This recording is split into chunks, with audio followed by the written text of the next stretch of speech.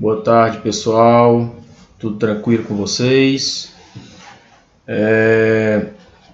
Nós vamos dar continuidade hoje ao nosso conteúdo da disciplina de Projeto de Estruturas de Concreto 2, certo?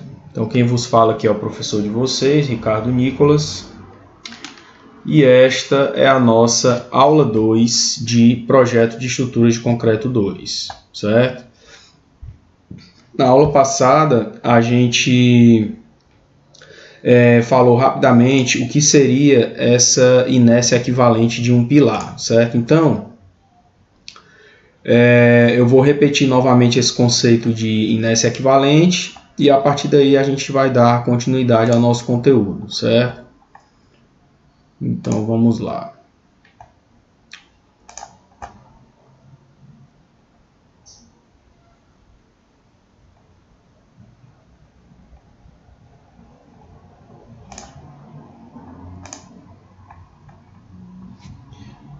Bem, antes de dar continuidade a esse nosso conteúdo, nessa aula 2, né, eu vou repetir novamente aquelas nossas regrinhas gerais de conduta, certo? Então, toda aula eu vou tentar ficar repetindo essas regrinhas de conduta para vocês, certo? Para poder a gente estar sempre lembrando dessas regrinhas, certo? Então, para que possamos manter um ambiente harmonioso, respeitoso e seguro entre todos, é necessário seguir essas regrinhas de conduta em relação a esse novo método de ensino, que é o ensino remoto emergencial, né? Então, o primeiro ponto é aquela questão do local, né? Que vocês vão ter acesso a essas nossas aulas, aqui no caso, aulas virtuais assíncronas, né? Que são aulas gravadas. Então, aconselha-se que vocês procurem escolher um local na casa de vocês o mais apropriado possível para vocês terem acesso a todo esse conteúdo, certo? Então, se possível, busquem um local separado de outras pessoas e de atividades que essas outras pessoas possam estar realizando aí na casa de vocês, certo? Então, a ideia é que vocês tenham o máximo de atenção possível no momento em que vocês estiverem assistindo a nossas aulas, certo? Um outro ponto importante é com relação ao compartilhamento dessas informações, certo? Então, como vocês já sabem, repetindo aqui novamente, é proibido copiar, distribuir, modificar, reproduzir, republicar, retransmitir ou comercializar qualquer informação, texto e ou documentos contidos nessas nossas aulas em qualquer meio eletrônico.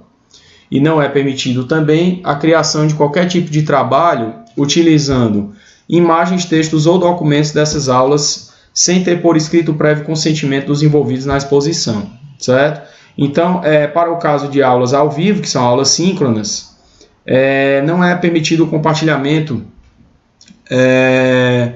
de qualquer tipo de informação, imagem, vídeo, etc., com qualquer outra pessoa fora do campus, né? Quer dizer, que não seja aluno do IFCE, certo? Então, esse compartilhamento ele só é permitido entre nós, professores, docentes e discentes do nosso curso de Engenharia Civil, certo?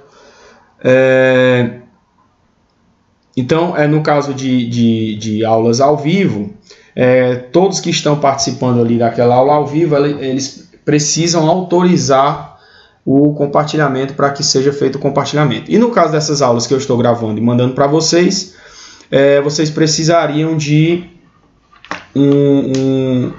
uma autorização ou um consentimento meu para poder compartilhar tudo isso que eu estou passando para vocês com outras pessoas, certo? Então é proibido. A sala de aula virtual ela é uma extensão da nossa sala de aula presencial, né? Portanto, o regulamento da organização didática ele é o documento que rege tanto a aula presencial quanto a aula virtual, certo?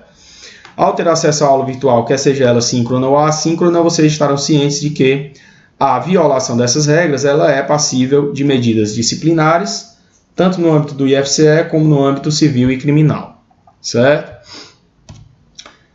Então, pessoal, na aula passada, a gente finalizou a aula passada falando sobre inércia equivalente de um pilar, certo, pessoal? Então, o que é isso? Pessoal, quando a gente fala em inércia equivalente de um pilar, a gente está falando de uma maneira simplificada de representar uma determinada estrutura de concreto armado, certo? Aqui, no caso, a gente está falando de um pórtico plano.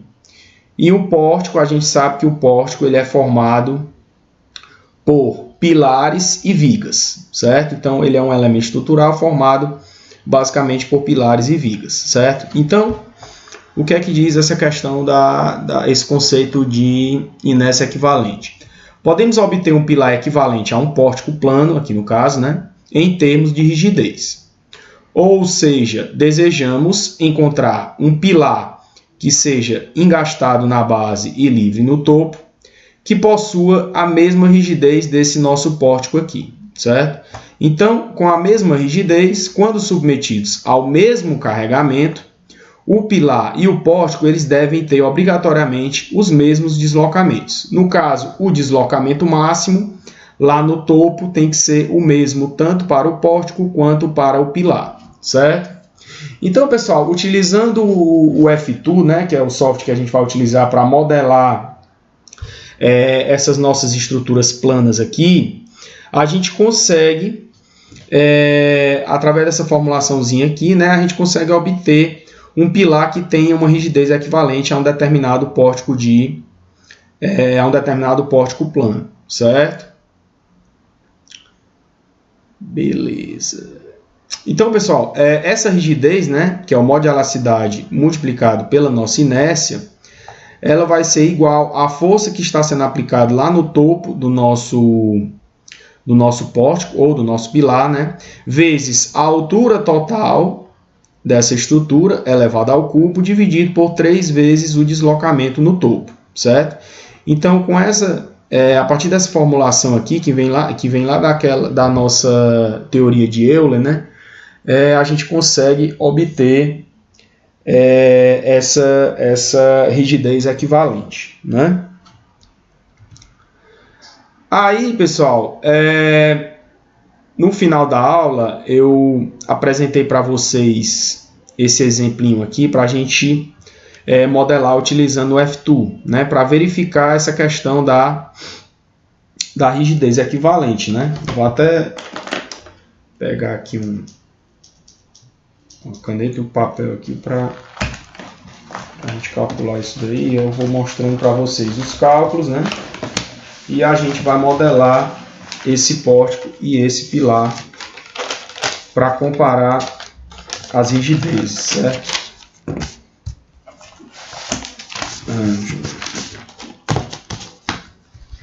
Então vamos lá, deixa eu ver aqui. Vamos lá, né? Então o que é que ele diz aí na questão? Ele pede para a gente determinar as dimensões de um determinado pilar, né? No caso esse pilar aqui, de modo que ele tenha uma rigidez equivalente a desse pórtico aqui, certo? Admitir que a menor dimensão do pilar seja de 20 centímetros, certo? Então, a gente vai ter um pilar de 20 centímetros, uma das dimensões vai ser 20, né? E a outra eu não sei quanto é que vale, né? Aqui, que esse desenho tá ruim de enxergar, né? Mas a gente vai modelar aqui esse pilar nas duas direções, certo? Exatamente para verificar a importância da inércia quando você está modelando a sua estrutura, certo? Eu vou mostrar. Então aqui é 20 centímetros por H, né? 20 centímetros por H. Beleza. Certo. Ele pede para a gente aplicar uma força de 100 kN no topo, né? Uma força de 100 kN. Certo? Ele diz ainda que o concreto ele tem um FCK de 20 megapascal, né? Certo? e pede para a gente utilizar o modo de elasticidade secante, do material para poder modelar essa nossa estrutura, considerando ainda que o agregado graúdo ele é um agregado granítico, certo? Então, considerando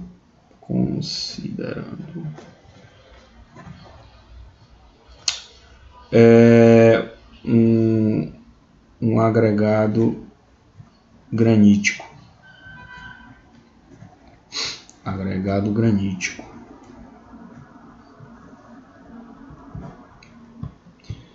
Beleza, né? Então vamos lá, né? Pessoal, vamos modelar nossa estruturazinha. Vou abrir aqui o F2, né? Aí agora eu vou mostrar o passo a passo para vocês como é que a gente faz para modelar uma estruturazinha no F2, certo? Vamos lá. Eu já abri aqui o F2. O F2 eu já disponibilizei para vocês, né? Certo? Então essa aqui é a cara do F2. A gente tem essa barrazinha de títulos aqui. Aí tem essa outra barra aqui, que é para você abrir um novo modelo, abrir um arquivo, salvar, imprimir, copiar, etc. Aí tem essa outra barrazinha aqui, que é a nossa barra principal, né? É a nossa barra de ferramentas, né, do F2, e tem essa barra lateral aqui também, que é a barra que a gente utiliza para modelar a nossa estrutura, certo? Aí aqui nós temos algumas informações a respeito da estrutura, né? Dependendo do botão que a gente clique aqui, essas informações elas vão mudando, né? Ó, certo? Beleza? Então, pessoal, quando eu utilizo o F2, como é que eu faço normalmente quando eu vou modelar uma estrutura no F2, certo? Como é que a gente deve fazer? Como é que a gente deve trabalhar com F2? Pessoal, a primeira coisa que a gente deve fazer é localizar os nós da nossa estrutura, certo? As estruturas que a gente modela no F2, normalmente elas são estruturas reticuladas, formadas por barras, né? Então, todos os elementos aqui no F2, eles são mostrados para a gente como barras, certo? Então, nós temos nós e temos barras, certo? Então, a nossa estrutura modelada no F2, ela é basicamente formada por nós e barras, certo? Então, a primeira coisa que a gente vai fazer aqui é localizar os nós da nossa estrutura. Então, pessoal, como é que a gente faz para localizar os nós? Para localizar os nós, como aqui a gente está trabalhando no plano, nós vamos ter apenas duas coordenadas. A gente vai ter uma coordenada x e uma coordenada y, certo? Então, para localizar os nós, eu clico aqui no modo de teclado e clico aqui no botão inserir nó, certo? Então, no momento que eu faço isso, ele já abre essa janelinha aqui, onde eu vou entrar com as coordenadas dos meus nós, certo? Vou entrar com as coordenadas dos nós. Aí nós vamos lá para o nosso modelo, a gente vai modelar primeiro o pórtico, certo? Então vamos modelar o pórtico. Então aqui no pórtico a gente vai ter, são quantas barras aqui? Aqui nós temos 1, 2, 3, 4, 5, 6, 7, 8, 9, 10. Nós temos 10 barras. E quantos nós? 2, 4, 6, 7, 8, 9 nós, certo? Então, nós vamos localizar cada um desses nós aqui, dos 9 nós. Eu vou começar entrando com as coordenadas 0, 0. Entrei com as coordenadas 0, 0, certo? Que é esse nó aqui. Aí, todos os outros nós seguintes, eu vou colocar as coordenadas com base nesse nó 0, 0 aqui, certo?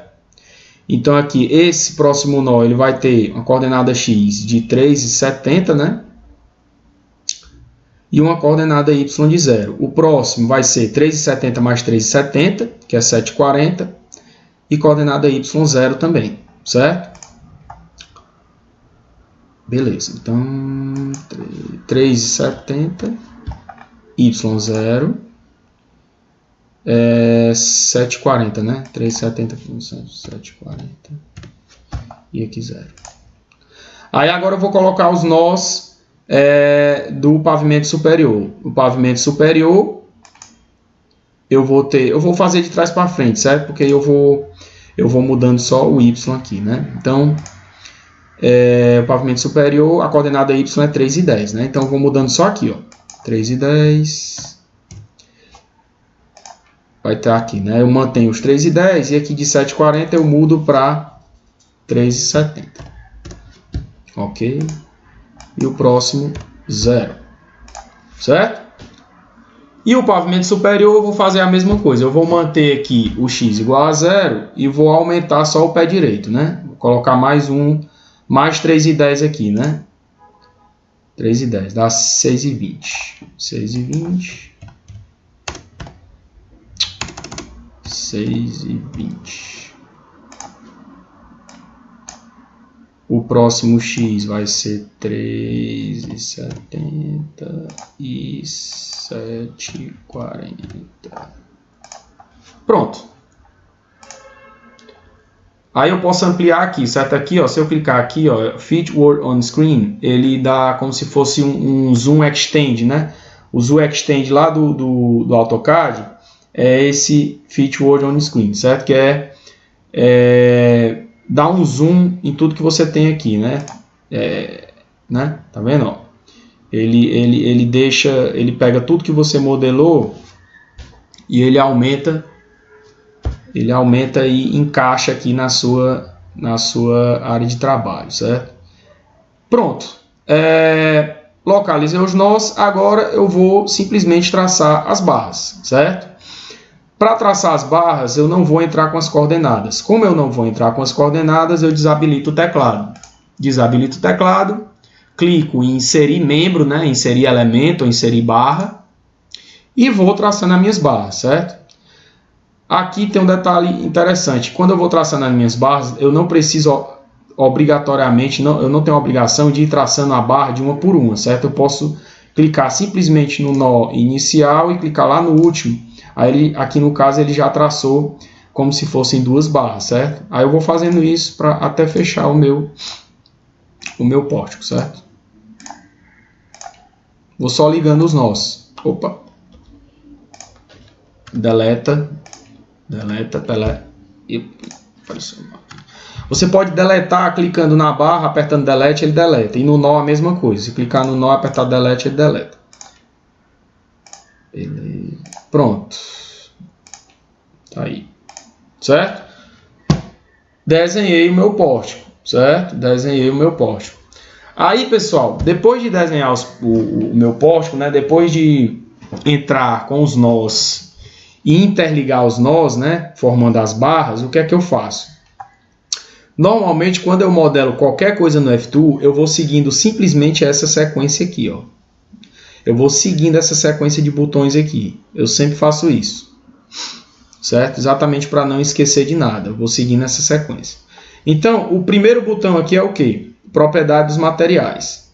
Eu vou estar trabalhando com que material aqui? Pessoal, aqui a gente vai estar trabalhando com concreto armado. E a gente vai entrar com as propriedades do concreto armado, certo? Eu posso modelar no F-Tool estruturas com elementos distintos, certo? Então, aqui no caso, eu posso entrar com propriedades dos materiais, eu posso utilizar materiais diferentes para cada uma dessas barras aqui, certo? Que não é o nosso caso. No nosso caso aqui, essas propriedades materiais são características que vão ficar atreladas a cada uma dessas barras aqui, certo? No nosso caso, tudo possui o mesmo material. Todas as barras elas são de concreto armado. Então, eu clico aqui, né, ó, propriedades materiais, aí vem aqui, ó, propriedades materiais, aí aqui você repara que não tem nenhuma, né, nenhuma. Aí eu venho aqui, clico aqui, novo, ó, certo? Criar um novo material, né? Criar um novo material, clica aqui. Esse material, a gente pode escolher aqui um material desses aqui que já está nas opções de padrão, né? Opções standard, a gente pode escolher. A gente pode clicar em algum desses aqui e modificar os dados de modo de elasticidade, coeficiente de Poisson e coeficiente de dilatação térmica, certo? Eu vou fazer o seguinte, eu vou criar um novo aqui, vou chamar ele de material 1, né? Vou chamar de M1, certo? E vou pegar como material base aqui o concreto isotrópico, certo? Então, no momento que eu clico aqui em concreto isotrópico, ele já vai dar alguns dados desse material que são dados standard, né? Dados padrão, certo? Então, quando eu clico em Done aqui, já aparecem essas três propriedades para esse material concrete isotropic, né? No nosso caso aqui, eu vou fazer o seguinte, eu vou manter o coeficiente de Poisson de 0,2, eu vou manter esse coeficiente de dilatação térmica alfa e vou modificar o modo de elasticidade, certo? Porque para esse tipo de material aqui, a gente tem que calcular o nosso modo de elasticidade, né? No enunciado da questão, ele pede para a gente utilizar o modo de elasticidade secante do material. Então, a gente tem que ver, a gente tem que calcular esse modo de elasticidade com base no FCK do concreto, né? A gente tem que calcular ele. Então, como é que a gente faz aqui? A gente vai lá na NBR 6118, no item 8.2.8, módulo de elasticidade. Aí aqui a gente tem o cálculo do modo de elasticidade tangente inicial e o modo de elasticidade secante, certo? Então vamos calcular esse troço aqui, né? Vamos lá. O nosso módulo de elasticidade secante, que é o SCS, ele vai ser igual a αi vezes o módulo de elasticidade tangente inicial, certo? Beleza. Agora, o que é esse αi? Esse αi é um parâmetro que depende do FCK, certo? Olha aqui, ó. Então, nosso αi ele vai ser igual a 0,8 mais 0,2 vezes o FCK dividido por 80 e ele tem que ser menor ou igual a 1, certo? Então, pessoal, para o FCK igual a 20 megapascal, quanto é que vai ser esse nosso αi aqui? Vamos ver aqui. FCK 20 megapascal dividido por 80 vezes 0,2 mais 0,8 dá 0,85, certo? 0,85. Agora a gente tem que calcular o modo de elasticidade tangente inicial. O nosso modo de elasticidade tangente inicial, galera, nós temos duas fórmulas aqui para o modo de elasticidade tangente inicial. A primeira para FCK entre 20 e 50 e a segunda para FCK entre 55 e 90, certo? Como o nosso FCK vale 20, nós vamos utilizar a primeira fórmula. Então, nosso modo de elasticidade tangente inicial vai ser igual ao nosso parâmetro αe, que depende do tipo de agregado graúdo que a gente vai utilizar para o nosso concreto, vezes 5.600 vezes a raiz de FCK. Beleza. No enunciado da questão, ele já obriga a gente a utilizar um agregado granítico. Como o nosso agregado ele vai ser granítico, o nosso αe vai ser igual a 1, certo? Então, o nosso módulo de elasticidade tangente inicial vai ser 1 vezes 5.600 raiz de 20, certo? Então, raiz de 20 vezes 5.600. Então, o nosso modo de elasticidade tangente inicial vai ser igual a 25.043,96 megapascal, certo? Então, nosso módulo de elasticidade secante vai ser 0,85 vezes 25.043,96. Isso aqui vai dar quanto? Isso aqui vai dar 21.287,367 megapascal, certo?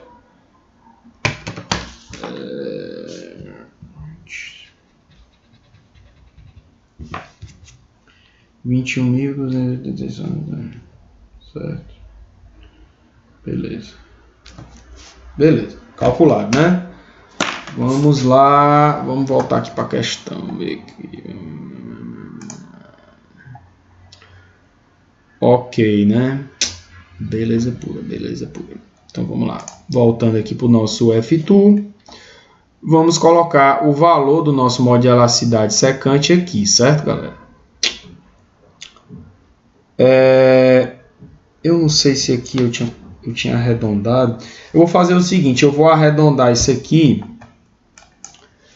para 21.287, certo? Eu não vou colocar nenhuma casa decimal, certo? Eu vou botar 21.2187. Aí aqui, ó, pessoal, tem um botãozinho aqui, ó, para aplicar para todos os membros, certo? Então, quando eu clico aqui, ó, pá, ele já aplica todos esses parâmetros em todas as barras. Para você conferir se realmente ele aplicou esses dados aqui para todas as barras, você simplesmente aperta aqui, ó. Quando você aperta aqui, ele acende todas as barras com o material M1. Todas as barras com material M1. Material M1 que possui todos esses parâmetros aqui, certo? Então é muito interessante esse botãozinho aqui para você conferir se realmente todos os seus elementos estão com esses parâmetros aqui, certo? Isso aqui é legal, pessoal, porque, por exemplo, se você tiver barras com propriedades materiais distintas, tiver aqui M1, M2, M3, M4, você pode ir clicando aqui, selecionando aqui o tipo de material e aperta aqui no botãozinho para ele mostrar os membros que possuem o material que está selecionado aqui, certo? Então isso aqui é muito interessante para você conferir se realmente todas as barras estão com esses parâmetros de material M1, certo? Esse botãozinho aqui, ó. Então, tá ok, né? Todos estão com esse modo de elasticidade, esse Poisson e esse coeficiente de dilatação térmica, né? Beleza. Agora eu vou seguir na sequência aqui, galera. Eu já defini material. Aí eu sigo a sequência. Agora eu vou definir a seção, certo? Aí eu venho aqui, ó, pá, cliquei em seção. Aí aqui tem um detalhe importante com relação à seção, certo, galera? Isso aqui tem um detalhe importante. Eu vou, quando eu for entrar com os valores, eu vou explicar para vocês isso daqui, certo? Vamos lá. Então, vamos para as dimensões dos nossos elementos, né? Vamos ver aqui. Então, aqui quais são as dimensões dos nossos elementos? Pessoal, aqui nós vamos ter 3 pilares. Esses 3 pilares, eles têm dimensões 20 por 20, certo? E nós vamos ter 2 vigas, né? Ó, a gente tem esse pilar, esse pilar, esse pilar. E essas 2 vigas aqui. Essas 2 vigas, elas têm largura de 12 centímetros e altura de 40 centímetros. As duas, certo? Então, eu vou ter quantas seções aqui nesse pórtico? Nesse pórtico, eu vou ter 2 seções. Eu vou ter uma seção para a viga, certo? Para as 2 vigas eu vou ter a mesma seção. E eu vou ter apenas uma seção para todos os pilares. Então, eu só preciso criar 2 seções, certo? Então, eu venho aqui. Aqui é a mesma coisa, né? Eu vou criar um novo, né? Ó, vou criar um novo.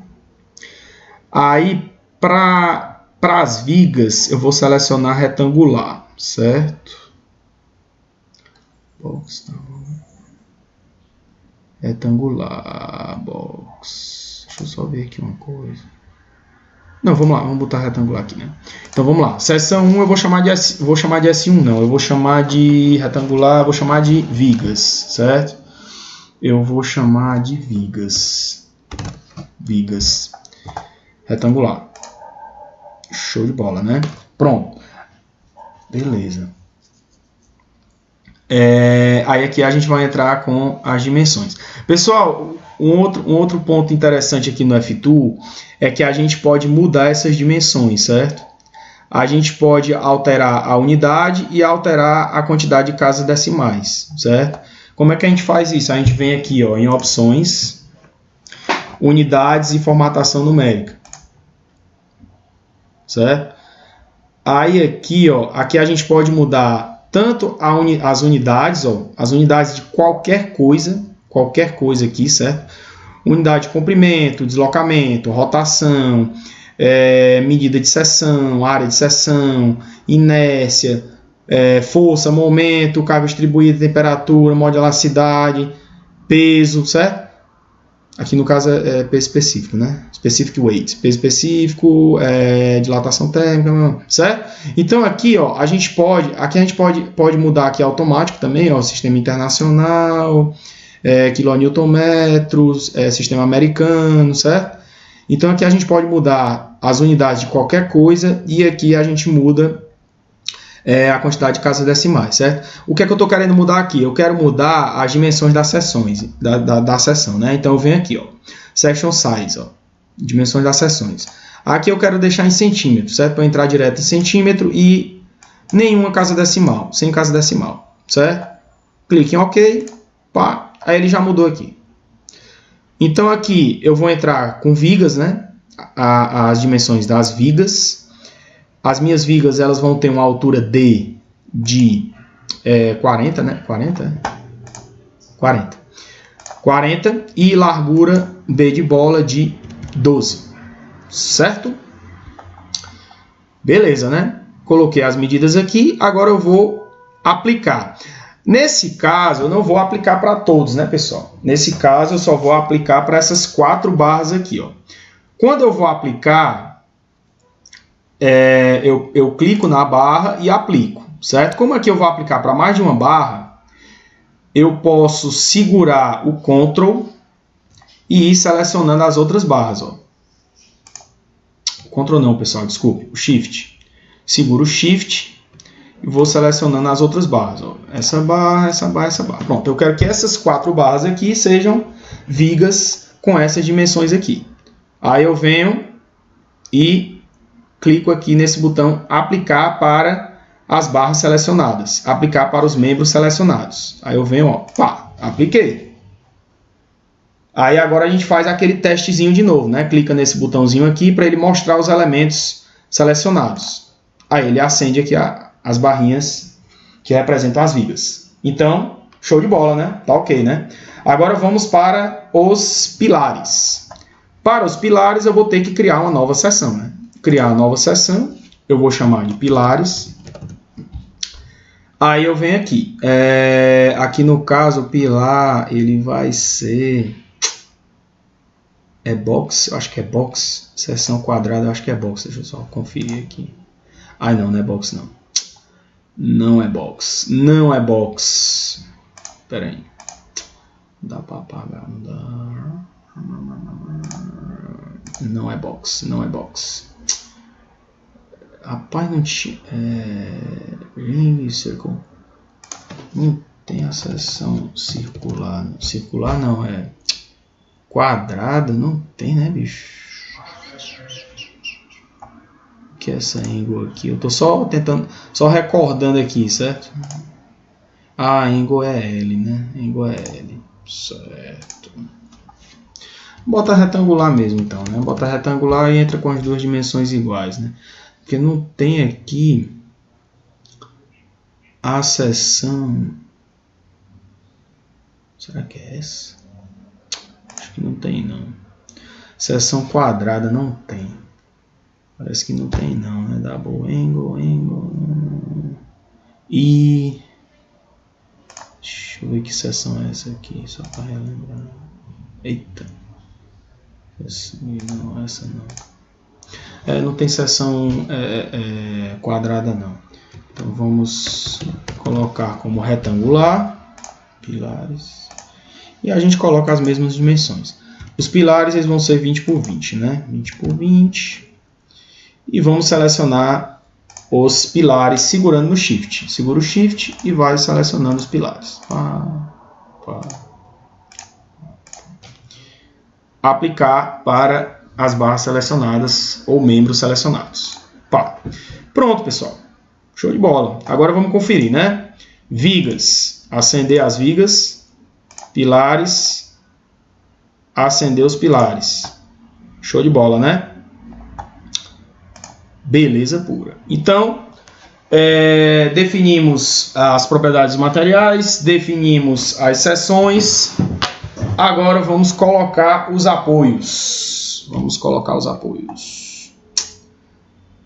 Condições de apoio, condições de suporte. Terceiro botãozinho. Aperta lá, pronto. Aí aqui a gente já tem as nossas condições de apoio, certo? Esse spring aqui, pessoal, é coeficiente de mola, certo? Que a gente pode colocar uma rigidez de mola nesses nós aqui, se a gente quiser, certo?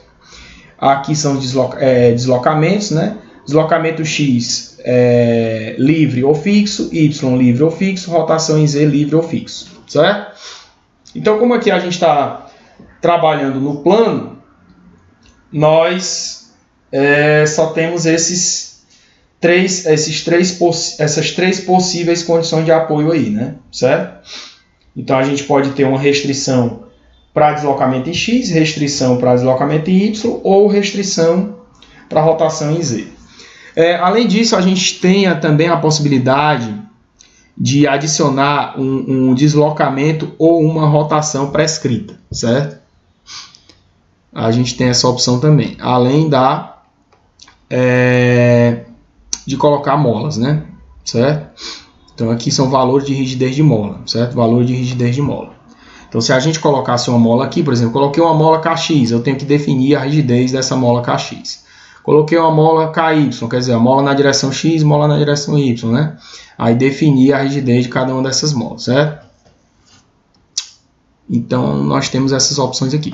No nosso caso, nós vamos ter quantos apoios? 3 apoios, né? Aqui nós vamos ter 3 apoios, né? Que são esses 3 nós aqui. E são apoios do tipo engaste. Como são apoios do tipo engaste, o deslocamento X vai ser fixo, o deslocamento Y vai ser fixo e a rotação em Z também vai ser fixa. Eu posso selecionar os 3 nós segurando no Shift, certo? E clico em aplicar. Pronto, aí ele já desenha os apoios, certo? Beleza. O que mais?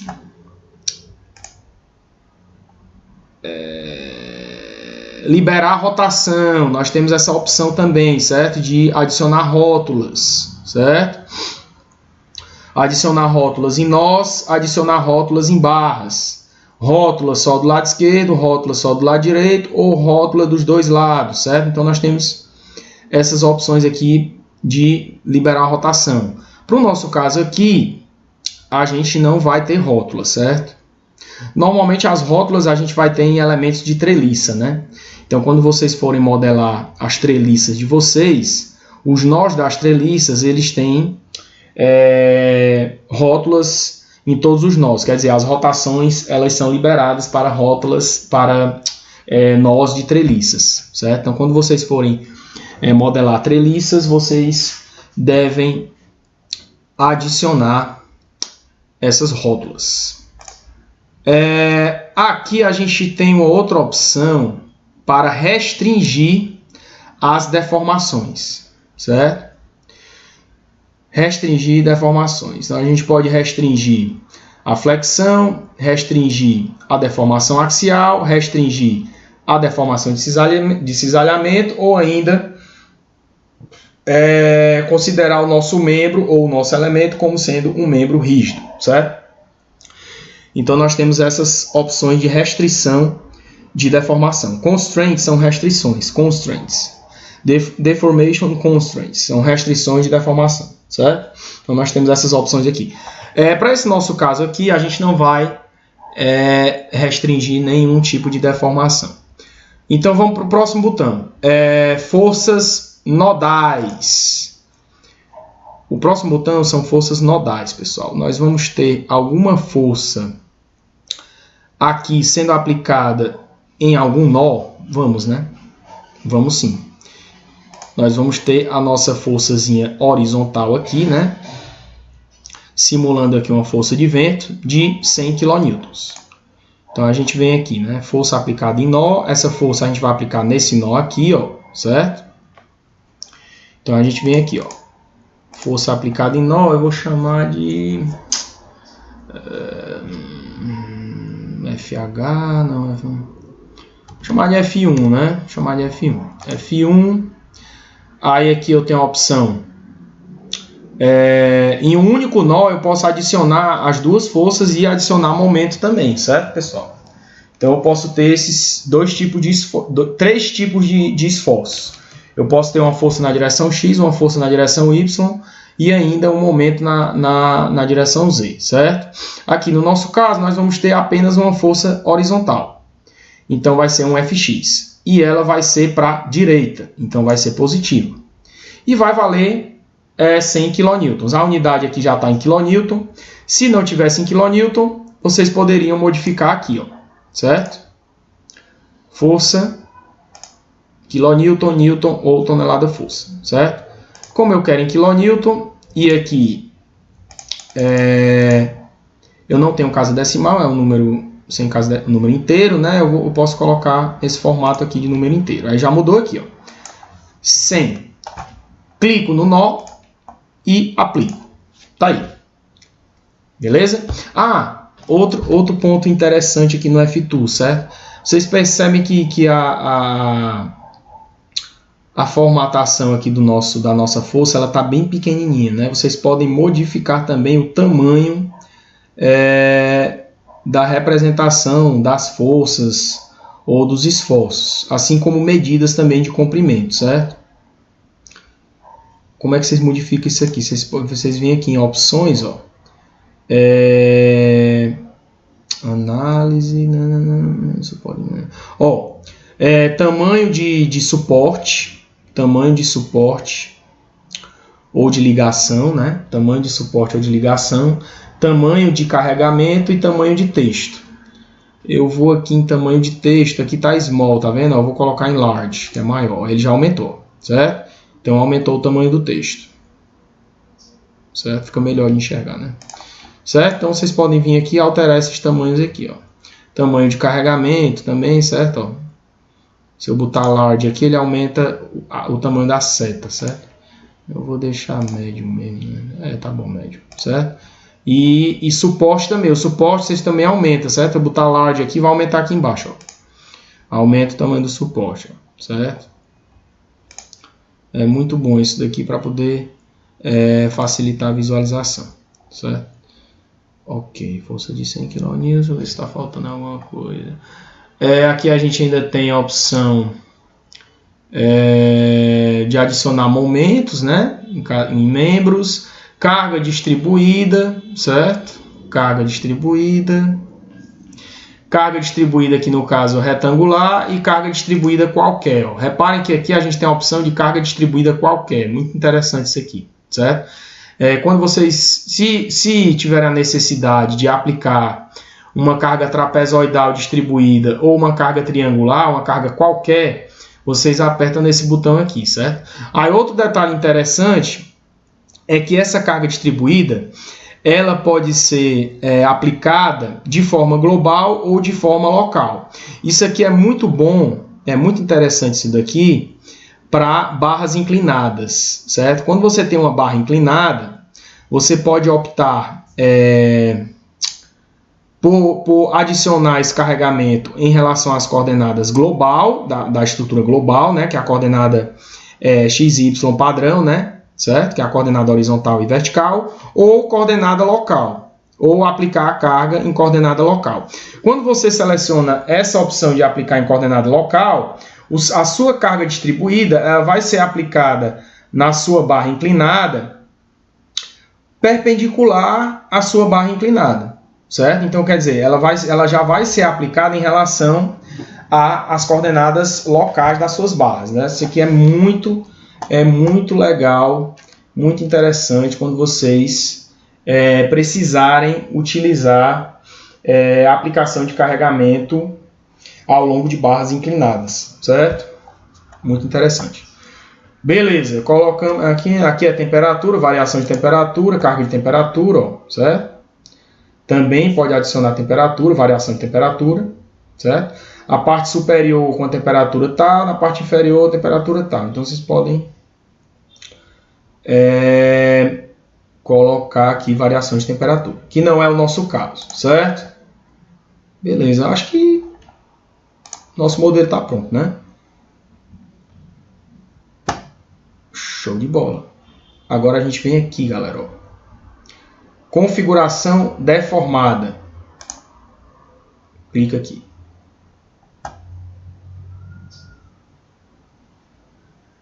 Ah, tem que salvar, né? Tem que salvar aqui.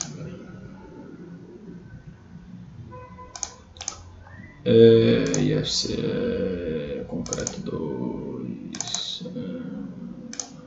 Vamos colocar aqui inércia equivalente. Inércia equivalente. Inércia equivalente. Inércia equivalente. Inércia equivalente, certo? Ó, já deu a deformada, certo? Legal, né? Show de bola. Se a gente clicar aqui nesse nozinho, a gente tem o valor do deslocamento horizontal dx, deslocamento vertical dy e rotação RZ, certo? Beleza? Além disso, ele dá aqui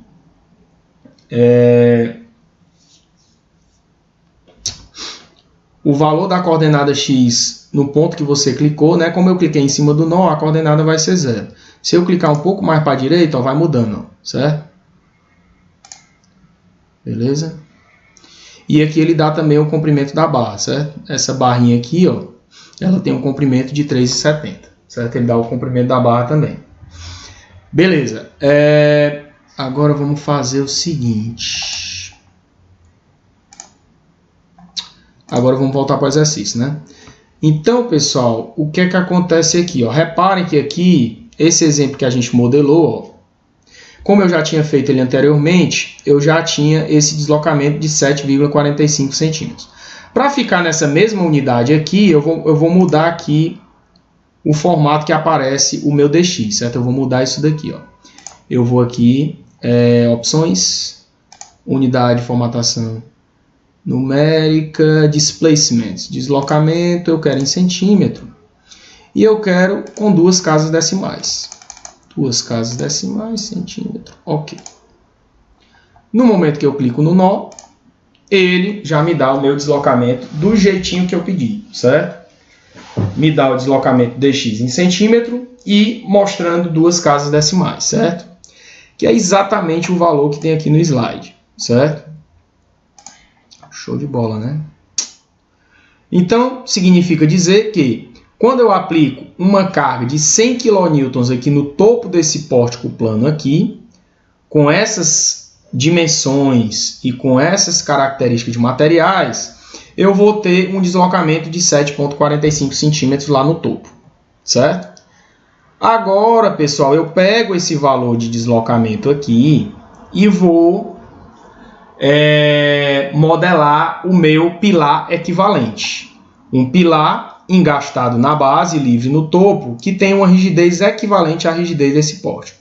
Para que esse pilar tenha uma rigidez equivalente à rigidez desse pórtico, quando eu aplicar a mesma carga de 100 kN lá no meu pilar, no topo do meu pilar, ele tem que deslocar lá no topo o mesmo deslocamento desse pórtico aqui, de 7,45, certo?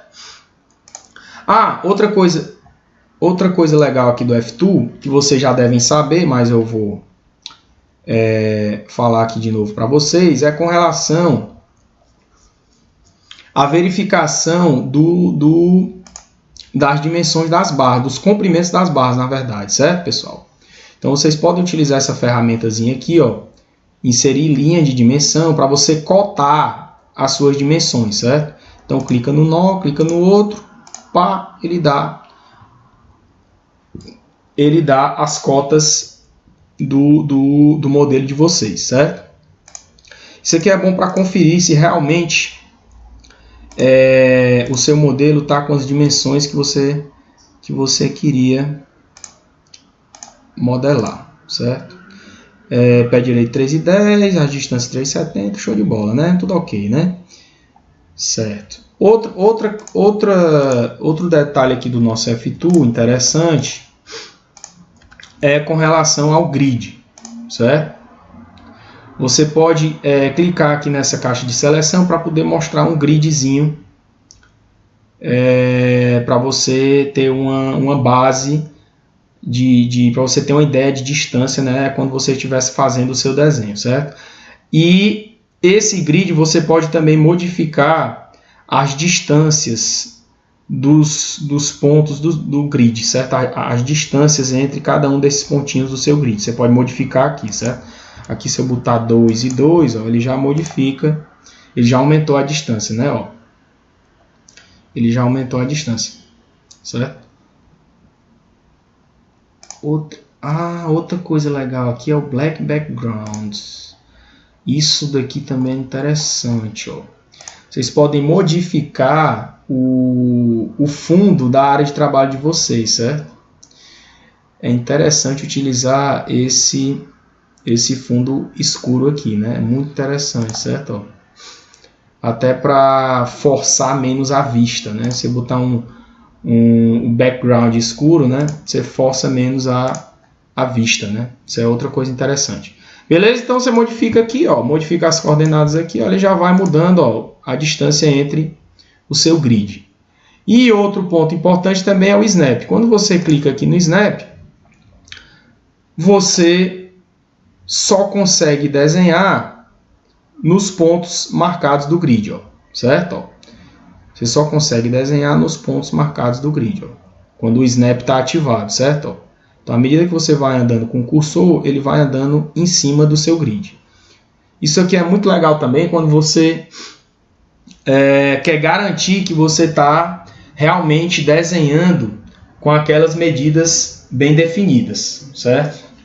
Com as medidas certas, né? Certo? Então, você sabe, como você tem um grid aqui de 1 metro por 1 metro, você sabe que a distância de um ponto desse para esse aqui é 1, certo?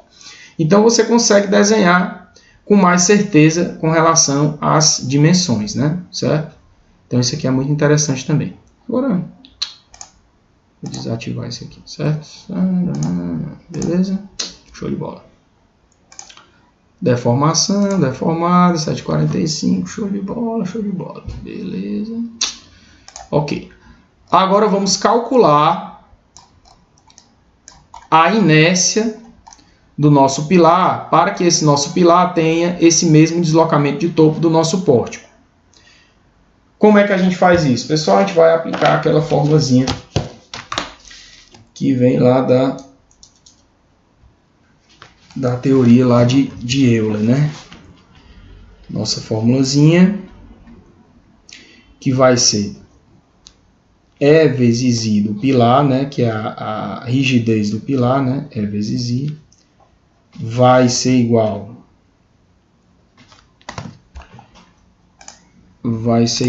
a força que está sendo aplicada no topo vezes a altura total, né? Elevado ao cubo, dividido por 3 vezes o deslocamento, certo? Pessoal, vocês têm que ter cuidado aqui só com relação às unidades, certo? Tem que ter muito cuidado com relação às unidades, certo? Então aqui normalmente, como eu estou trabalhando o modo de elasticidade, como eu estou trabalhando com ele em megapascal, que é Newton por milímetro quadrado, normalmente eu mantenho essas unidades para força e para dimensões, certo? Eu mantenho essas unidades para força e dimensão. Então eu vou fazer o seguinte, eu vou colocar o valor aqui. Então vamos substituir os valores agora para poder determinar a inércia equivalente do nosso pilar, né? Então vamos lá, modelacidade 21.287 megapascal vezes a minha inércia, que é o que eu quero encontrar, vai ser igual à força de 100 kN, né, que eu vou colocar em newtons, então vai dar 100.000 newtons, vezes a altura total do pilar, que vai ser igual à altura do pórtico, que é 6,20, né? 6,20 metros, mas eu vou colocar em milímetros, né? Eu vou deixar tudo em newton e milímetro. 6,20 metros são quantos milímetros? Metro, decímetro, centímetro, milímetro.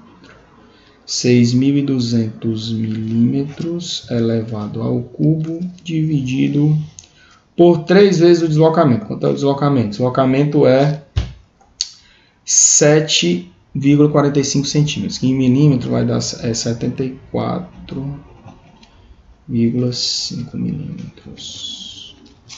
Pronto. Agora eu vou ter minha inércia. Show de bola. Vamos ver quanto é que vai dar a inércia aqui. 6.200 elevado ao cubo vezes 100.000 dividido por 3, dividido por 74,5, dividido por 21,287. Eu vou ter uma inércia, aqui a inércia está em milímetro, milímetro ao cubo, né? Milímetro ao cubo.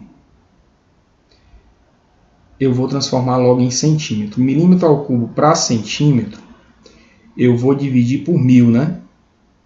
Dividir por 1000, eu vou ter isso daqui. Milímetro. Eu vou ter isso daqui. 5. Ixi, vai dar um número alto, né? 5,00 vezes 10 a menos 6 centímetro ao cubo. 5 vezes 10 a menos 6 centímetros ao cubo, certo? A inércia de uma seção retangular é igual a BH3 sobre 12, né? Base vezes a altura ao cubo dividido por 12. Isso daqui vai ser igual a 5 vezes 10 a menos 6 centímetros ao cubo, certo? Aí aqui tem um detalhe importantíssimo quando você vai modelar um pilar no F2. Esse detalhe vocês têm que ter muito cuidado quando vocês forem modelar pilar no F2, certo? Tem que ter muito cuidado, muito cuidado. Então vamos lá. Aqui o que é que acontece? Essa dimensão aqui, pessoal, essa dimensão aqui, ó, é a nossa altura, certo, pessoal? Essa dimensão, ela é a nossa altura. Então, a dimensão paralela ao sentido de aplicação da força vai ser sempre a altura. E a dimensão perpendicular ao sentido de aplicação da força vai ser o nosso B de bola, que é a largura, certo? Então, quando a gente vai modelar aqui o pilar, vamos modelar o nosso pilar, né? Peraí, antes de modelar, vamos calcular logo o nosso H, né? Vamos calcular logo o nosso H.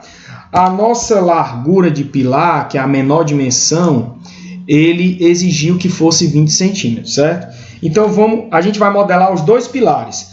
A gente vai modelar o pilar com a menor dimensão perpendicular à aplicação da força e o pilar com a menor dimensão paralela à aplicação da força. Para vocês verem a diferença de deslocamento quando você modifica a sua inércia, né? Porque isso daí vai modificar a sua inércia, né? Certo? Então vamos lá. Então vamos modelar primeiro com a nossa dimensão perpendicular ao sentido de aplicação da força igual a 20 centímetros. Então o meu B de bola vai ser 20 centímetros vezes o H ao cubo, que eu não sei quanto é, dividido por 12 vai ser igual a 5 vezes 10 a menos 6 centímetros ao cubo. Com isso, eu vou ter um H de quanto? Eu vou ter um H de... Aqui é centímetro...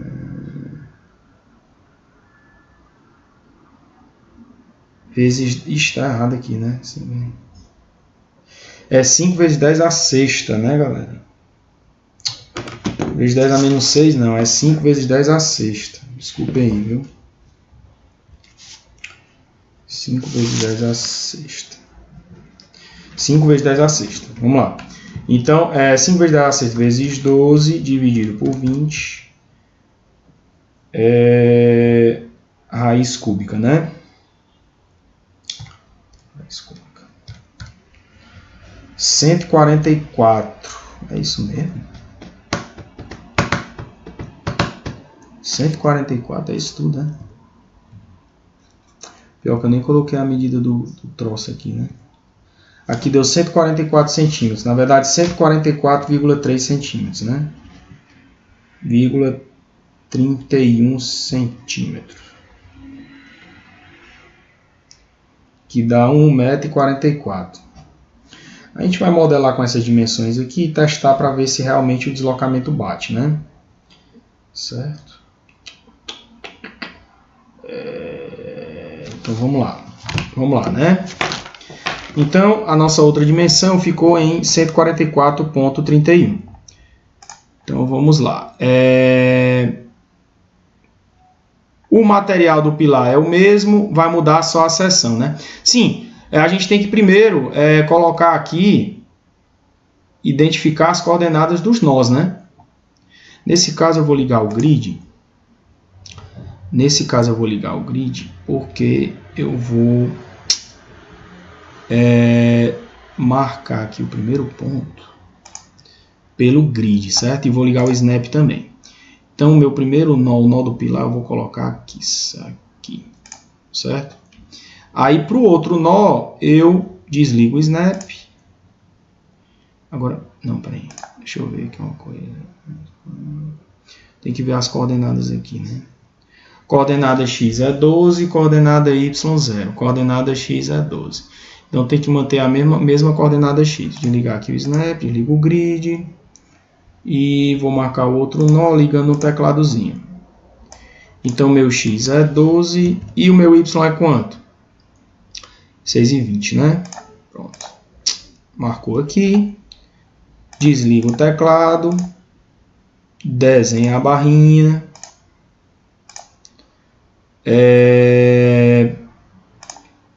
Materiais.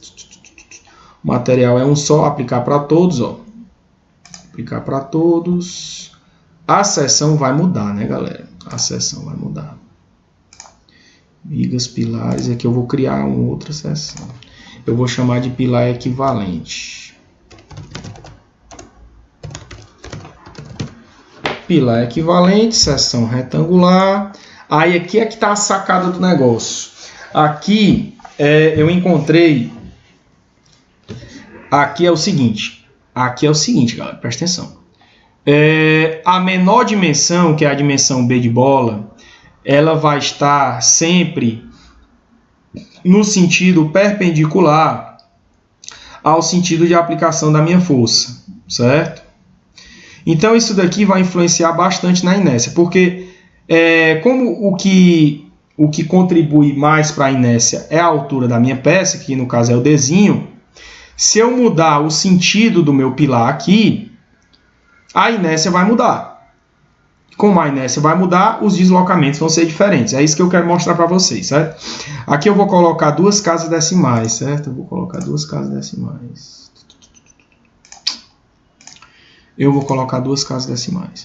Então, o meu Bzinho ele já dá na questão, B de bola, que é 20.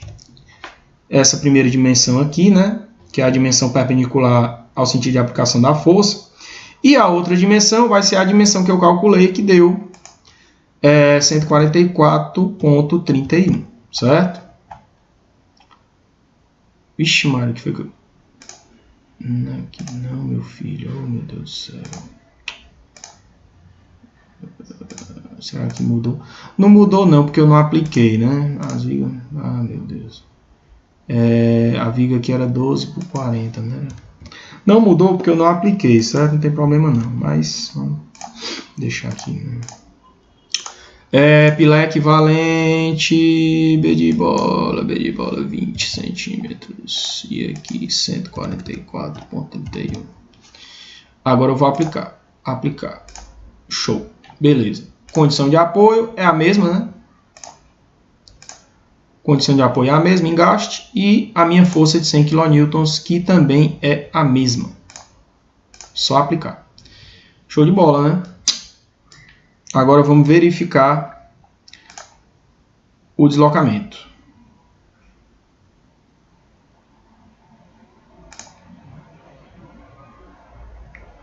Zero 0,75.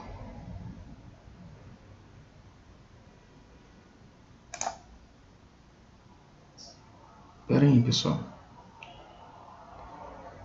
Acho que errei aqui alguma casa decimal. Reparem aqui, ó, que tem alguma casa decimal errada aqui, né? O deslocamento deu 0,75, né? 0,75 aqui deu 7, é 7,45. Rapaz, o que é que deu errado aqui? Esse milímetro. Aqui está em centímetro para milímetro. 74. Aqui está em milímetro. Tem algum errinho aqui nas casas decimais, né?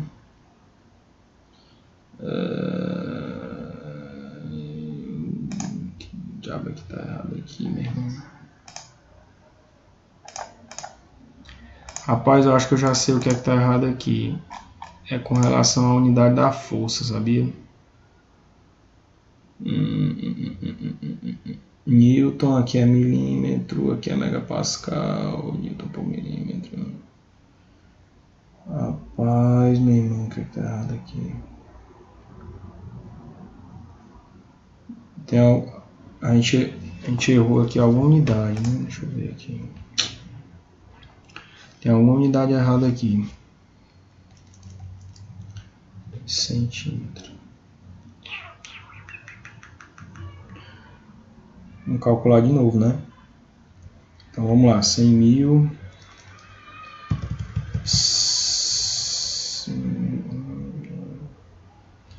Vamos lá, 6.200 milímetros a altura, né? 6.200 milímetros a altura. Vezes 100 mil. Dividido por 3, dividido por 74,5. Certo. Dividir isso tudo por 21,287. Aí vai dar isso daqui em milímetro. Eu vou manter em milímetro, porque talvez nesse negócio de transformar a unidade deve ter dado problema. BH3 sobre 12, que é a inércia da seção retangular. Isso aqui eu vou multiplicar por 12, dividir por milímetro. 200 milímetros, tirar a raiz, né?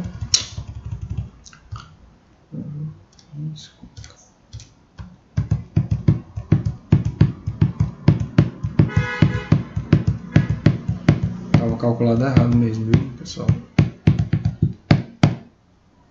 Tava errado mesmo. 66,99. Deu 67 agora. Rapaz, o que foi que eu fiz errado aqui? Deixa eu verificar de novo aqui essa transformação de unidade. 6.200 elevado ao cubo vezes 4,5. Dividido por 21,287. Pronto. Ok. Aqui nós estamos em milímetro. Pessoal, meu Deus do céu. É milímetro a quarta, né? Inércia é milímetro a quarta, é isso que está errado. Milímetro a quarta, meu filho. Milímetro a quarta. Para transformar para centímetro, eu divido por 10.000. 1, 2, 3. Agora está certo. Agora está certo. 5 vezes 10 à quinta. 5 vezes 10 à quinta centímetro ao cubo. 5 vezes 10 à quinta. 5 vezes 10 a quinta, centímetro a quarta, né? Centímetro ao cubo não, centímetro a quarta. Inércia é centímetro a quarta, né? Pelo amor de Deus. Aqui, 5.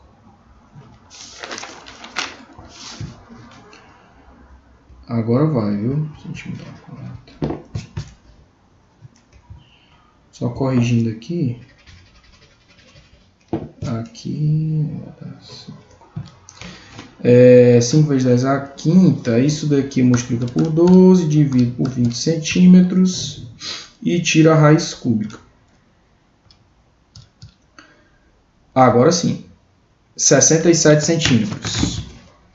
66,985.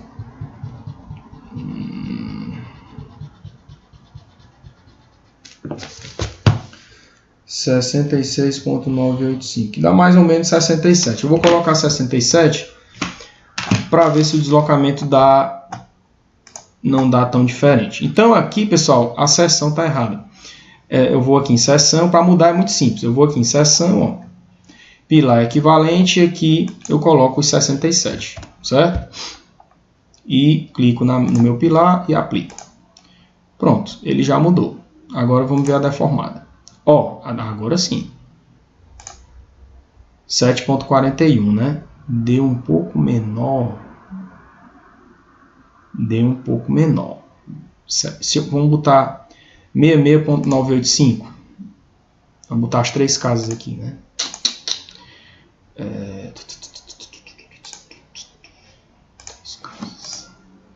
3 casas, pilar equivalente. 66,65. Vamos ver se bate agora.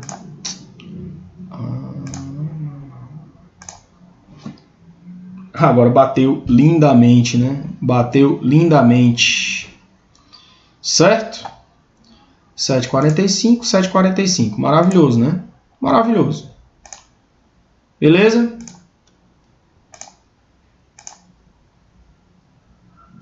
Certo, galera?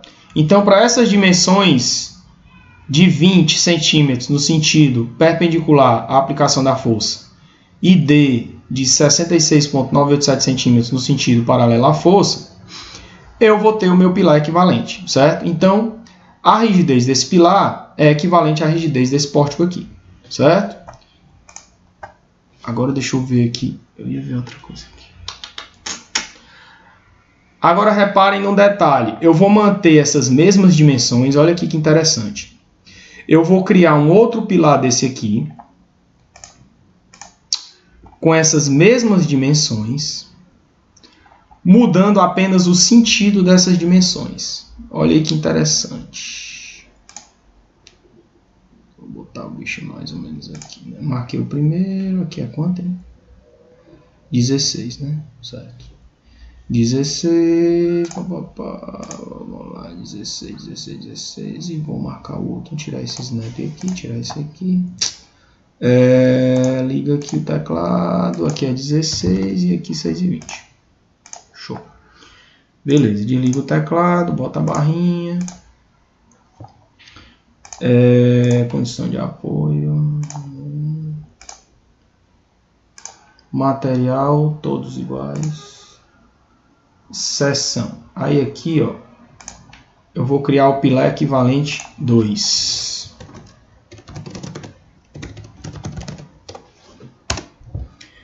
Mantenho retangular, seção. Aí o que é que eu vou fazer aqui, galera? Eu vou trocar essas dimensões. Em vez de B igual a 20, eu vou botar o D de dado igual a 20. E aqui o meu B vai ser o meu 66,985. Olha aí o que é que vai acontecer. Aplica a mesma força, né?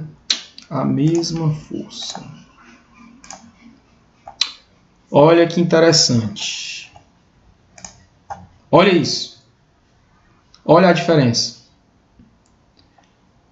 Quanto é que deu o deslocamento aqui? O deslocamento aqui deu absurdamente maior. 83,13. Certo? Certo?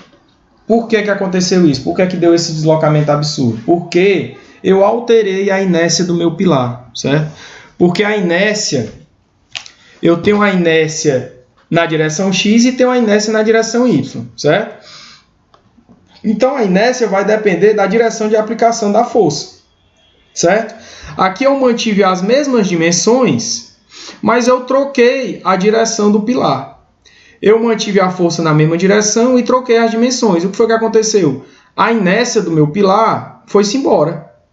A inércia diminuiu absurdamente, porque a inércia é base, a inércia de seção retangular é base vezes a altura ao cubo dividido por 12, certo? Então, como a minha maior dimensão passou a ser a base e a menor dimensão passou a ser a altura, a minha inércia ela diminuiu absurdamente, certo? Então, como a minha inércia diminuiu absurdamente, a minha rigidez diminuiu absurdamente. Com a rigidez muito menor, o meu deslocamento foi muito maior, certo? Então, é por isso que eu digo, quando vocês forem modelar estruturas utilizando o F2, tenham muito cuidado com relação à seção. Quando vocês forem entrar com esses dados aqui, vocês têm que ter muito cuidado, certo? Lembrar que essa dimensão de largura aqui, ó, ela vai estar sempre perpendicular ao sentido de aplicação aqui da sua força, certo? Eu vou até fazer um desenho disso aqui, ó, para ficar bem claro para vocês. Porque isso aí é um detalhe muito importante na hora de modelar, certo?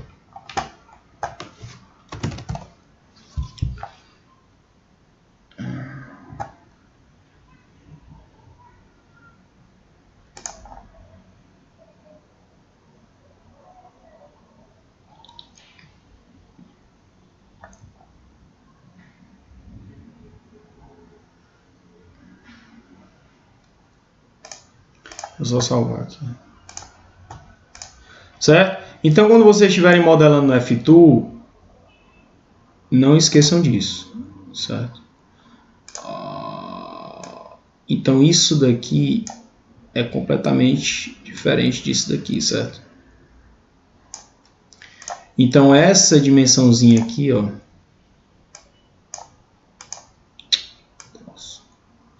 Essa dimensãozinha aqui, ó.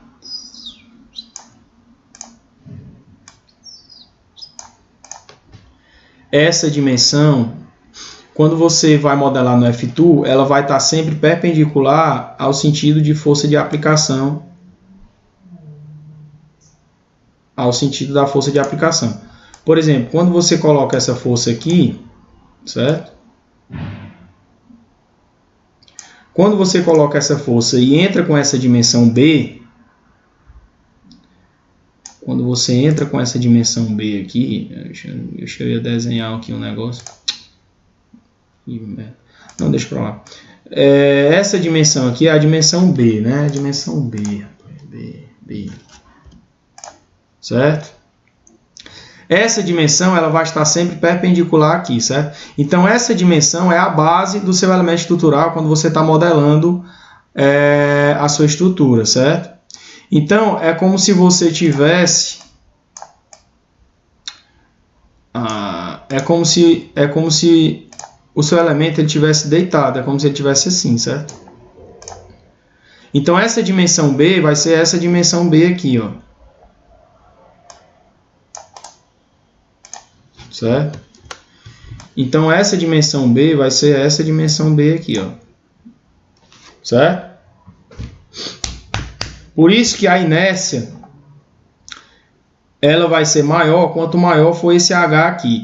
No outro pilar eu mudei, né? No outro pilar eu coloquei o B como se fosse a maior dimensão e o D como se fosse a menor. Então, no momento que eu fiz isso, eu diminuí drasticamente a inércia e a rigidez, certo?